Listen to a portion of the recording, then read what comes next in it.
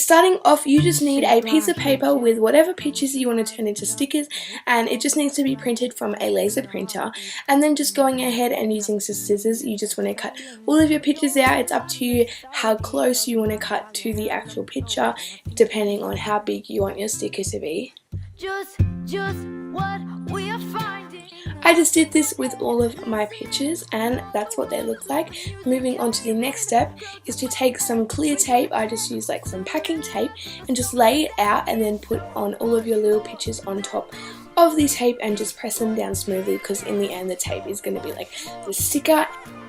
And if you have any pictures that don't fit on one piece of tape, that's fine. You can just use multiple and just overlap it. Then using scissors, you want to go ahead and cut out your picture / tape so it turn it into the size you want your sticker to be. Then just take some water and leave your pictures in to soak for about half an hour.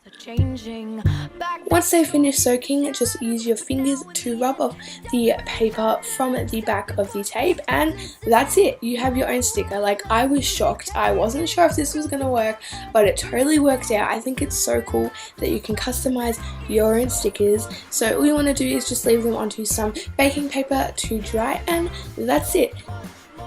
This DIY totally gets a thumbs up from me because it worked out, and these stickers stick to paper, laptops and walls, and I'm sure a bunch of other things, so they get a 5 out of 5 stars from me because I think it's just so cool that you can customize your own stickers at home with a couple household items.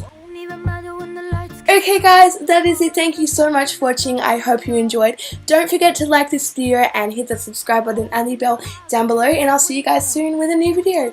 Bye!